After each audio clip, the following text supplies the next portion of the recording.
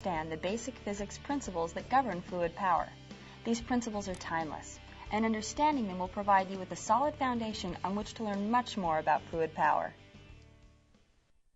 As we begin our study of basic hydraulics, we must first recognize that fluid power is another method of transferring energy. This energy transfer is from a prime mover or input power source to an actuator or output device. This means of energy transfer, although not always the most efficient, where properly applied may provide optimum work control. Energy may be defined as the ability to do work. Work is defined as force through distance. If we move 1,000 pounds a distance of 2 feet, we have accomplished work. We measure the amount of work in foot-pounds. In our example, we have moved 1,000 pounds 2 feet or have accomplished 2,000 foot-pounds of work.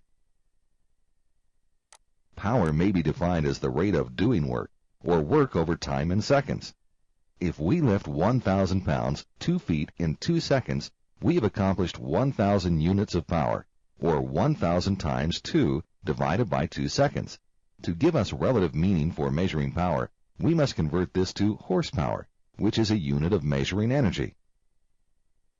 Mathematically, hydraulic horsepower is expressed as follows. Horsepower equals flow in gallons per minute times pressure in pounds per square inch divided by 1714, a constant. In our illustration, we are lifting 10,000 pounds, this is our force, a distance of 1 foot, this is the work to be accomplished. If we lift our load in 2 seconds, we have defined a power requirement. This may be expressed as hydraulic horsepower. To lift our 10,000 pounds a distance of 1 foot in 2 seconds, we must have a required flow rate at a specific pressure, based on cylinder size and pump flow discharge. In this illustration, a 10-gallon per minute pump is required to extend the cylinder in 2 seconds. The pressure requirement to lift the 10,000 pounds is 1,500 psi, based on cylinder diameter. Based on our formula, our theoretical horsepower requirement would be 8.75. The law of conservation of energy states that energy can neither be created nor destroyed, although it can change its form. Energy in a hydraulic system that is not used for work takes the form of heat. For example, if we have 10 gallons per minute going through a relief valve, which has a pressure setting of 1,500 psi, we can calculate the energy being converted to heat. Torque is twisting force. It is also measured in foot-pounds. In this illustration, we are producing 10 foot-pounds of torque when we apply 10 pounds of force to a foot-long wrench.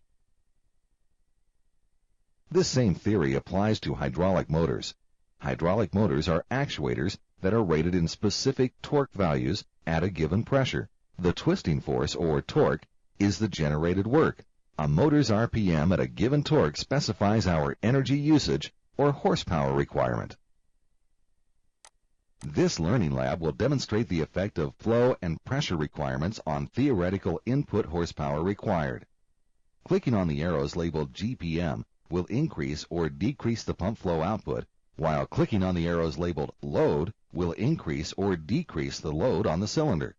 Clicking on the extend or retract will shift the valve and operate the circuit. Observe the changes in horsepower requirements.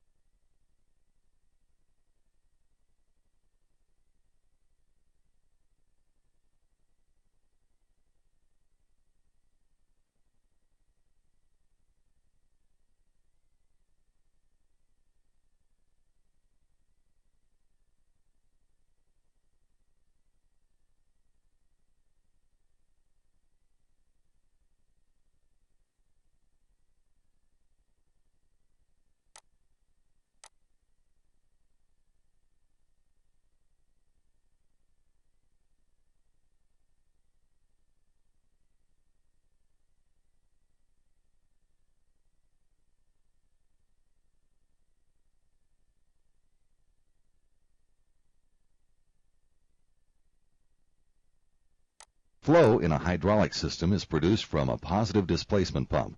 This is different from a centrifugal pump, which is not positive displacement.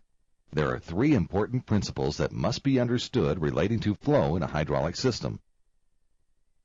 Principle 1. Flow makes it go.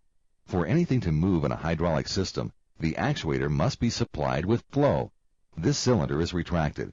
It can extend only if there is flow into port B. Shifting the directional control valve will send flow to either extend or retract the cylinder. Principle 2. Rate of flow determines speed. Rate of flow is usually measured in gallons per minute, or GPM. GPM is determined by the pump. Changes in pump output flow will change the speed of the actuator.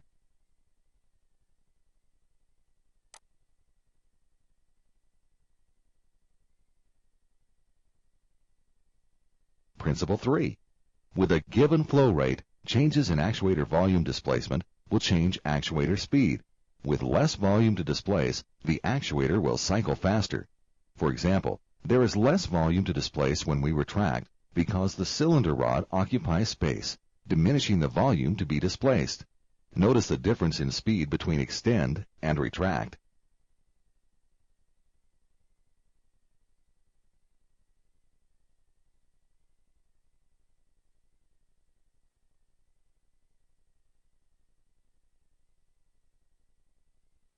In this learning lab, you will learn how flow gives us actuator speed based on a specific pump output and actuator displacement.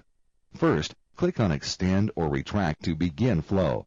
Use arrows to adjust pump size, GPM, and actuator size. Notice the speed of the actuator as the GPM and/or actuator is adjusted.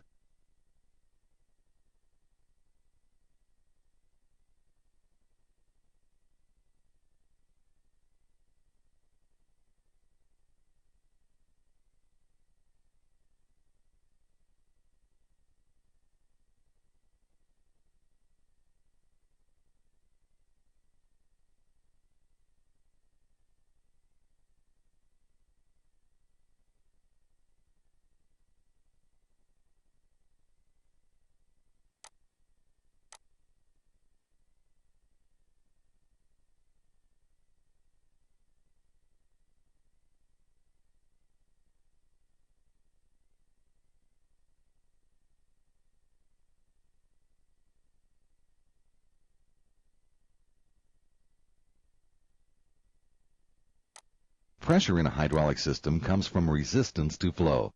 To further illustrate this principle, consider the flow produced from a hydraulic pump. The pump is producing flow, not pressure.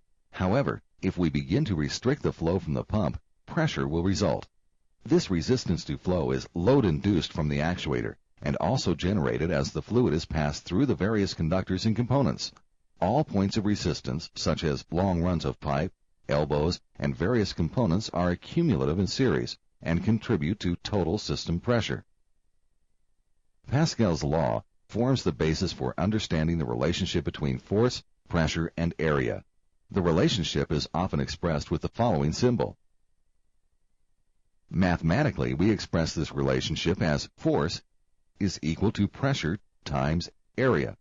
Pressure is equal to force divided by area, and we can calculate area by dividing force by pressure. Pascal's law is expressed as follows.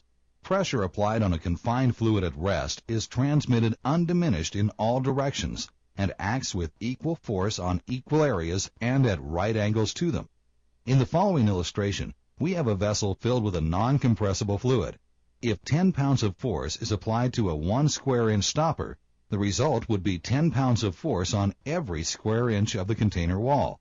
If the bottom of the container was 20 square inches total, the resultant force would be 10 psi times 20 square inches, or 200 pounds of total force, since force equals pressure times area. In this learning lab, you will directly see the effects of Pascal's law. By pulling down the lever, you will put equal pressure on the fluid within the system. Note the pressure gauges all read the same pressure throughout the system.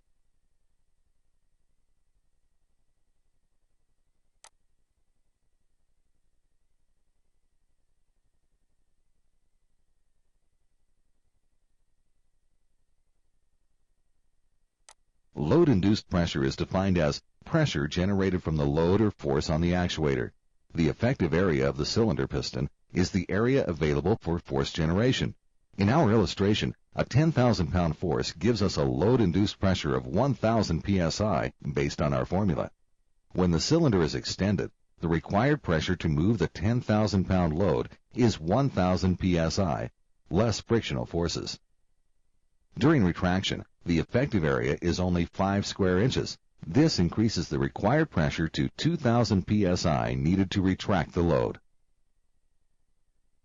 In this learning lab, we will learn that as we increase the load on a cylinder, the required pressure to maintain that load must increase. This is accomplished by stacking and unstacking the provided weights, increasing the load on the cylinder.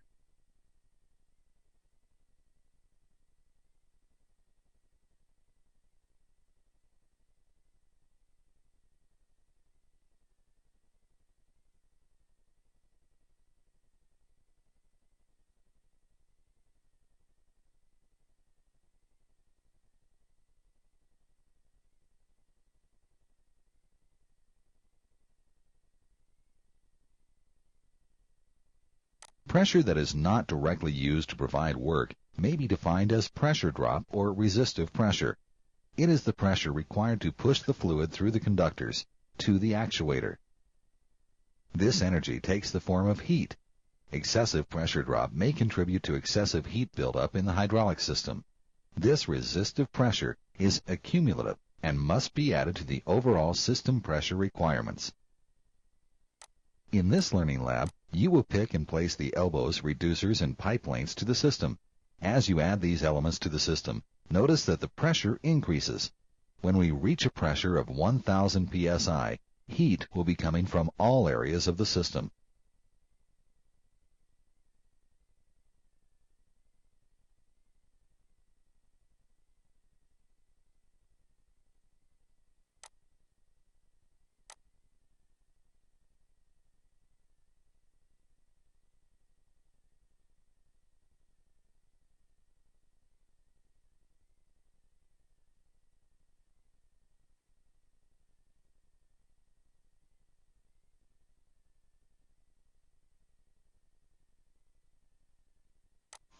The study of fluid power deals with the understanding of the transmission of energy through a confined liquid.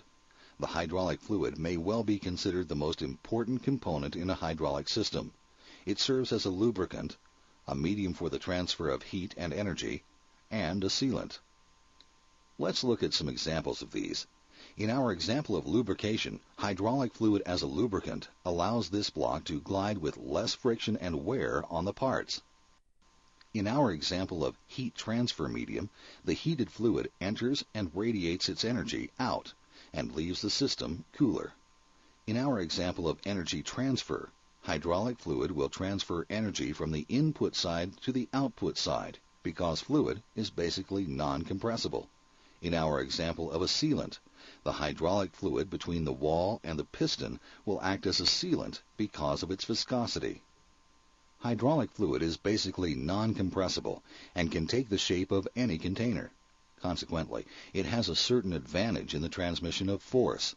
This is an example where the fluid will take the shape of a container.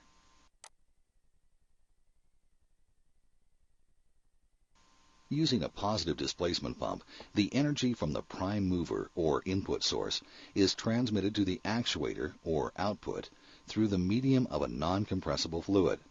As the fluid passes through the conductors and components, certain considerations must be given to ensure maximum efficiency in the transfer of energy.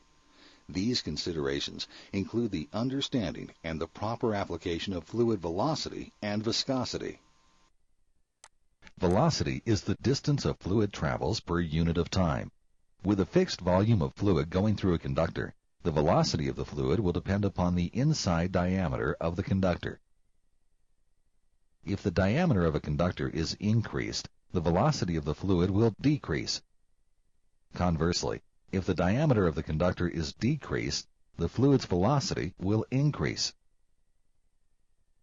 To better illustrate this principle, we have two simple systems in which two pumps of equal displacement of 30 gallons per minute move fluid through conductors of different sizes. The displacement remains equal, while the velocity of the fluid varies with the size of the conductor. The fluid turning flywheel 2 is moving 4 times faster than the fluid turning flywheel 1 because the inside diameter of the pipe for flywheel 1 is twice the size of the inside diameter of flywheel 2. However, the flywheels turn at the same rate because the volume displacement is equal in both systems. Viscosity is a measure of a liquid's resistance to flow. A thicker fluid has more resistance to flow and a higher viscosity. Viscosity is affected by temperature. As a hydraulic fluid's temperature increases, its viscosity, or resistance to flow, decreases. A viscometer, the device used to measure a liquid's viscosity, consists of a small reservoir surrounded by a water bath used to heat and maintain the liquid at a constant temperature.